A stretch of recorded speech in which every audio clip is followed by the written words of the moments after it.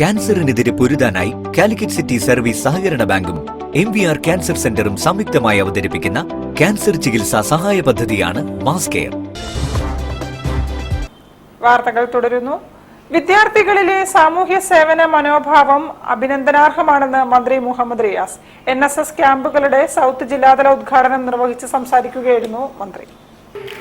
Higher secondary NSS സപ്തദിന സഹവാസ ക്യാമ്പിന് ജില്ലയിൽ തുടക്കമായി. ജില്ലയിലെ 177 യൂണിറ്റുകളിൽ നിന്നായി 8850 NSS വളണ്ടിയർമാരും 177 പ്രോഗ്രാം ഓഫീസർമാരും സപ്തദിന സഹവാസ ക്യാമ്പിൽ പങ്കെടുക്കുന്നു.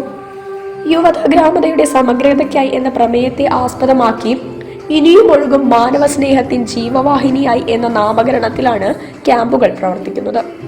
അംഗൻവാടികളെ ദത്തെടുത്തുകൊണ്ട് നവീകരണം നടത്തുന്ന സ്നേഹാങ്കണം പദ്ധതി, തൊഴിലുറപ്പ് തൊഴിലാളികളുമായി ചേർന്ന് നടപ്പിലാക്കുന്ന മണ്ണും മനുഷ്യനും പദ്ധതി, ഗ്രാമപദം, പ്രാദേശിക ചരിത്ര നിർമ്മാണവുമായി ബന്ധപ്പെട്ട വേരുകൾ തേടി, ഹരിത സാക്ഷ്യം, ഡിജിറ്റൽ കൂട്ടുകാർ, കരുതൽ കവചം, വിത്തും കൈക്കോട്ടും, ലഹരിക്കെതിരെ ജനകീയ ക്യാമ്പയിൻ, എയ്ഡ്സ് ബോധവൽക്കരണം, കൈമുതൽ, ഗ്രാമസ്വരാജ്, സന്നദ്ധം തുടങ്ങിയ പ്രൊജക്ടുകളാണ് ക്യാമ്പിൽ നടപ്പിലാക്കുന്നത്. Calicut girls higher secondary school, Beypore government higher secondary സ്കൂളിൽ സംഘടിപ്പിച്ച സപ്തദിന ക്യാമ്പിന്റെ സൗത്ത് ജില്ലാതല ഉദ്ഘാടനം പൊതുമരാമത്ത് ടൂറിസം വകുപ്പ് മന്ത്രി PM മുഹമ്മദ് റിയാസ് നിർവഹിച്ചു. പൗർണമി അംഗൻവാടിക്ക് സ്നേഹാങ്കണം പദ്ധതിയുടെ ഭാഗമായി ഫർണിച്ചറുകൾ ചടങ്ങിൽ മന്ത്രി വിതരണം ചെയ്തു.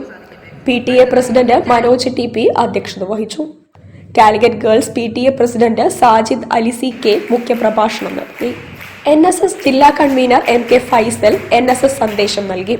NSS program officer Fathima Shafna camp പ്രൊജക്ടുകൾ അവതരിപ്പിച്ചു.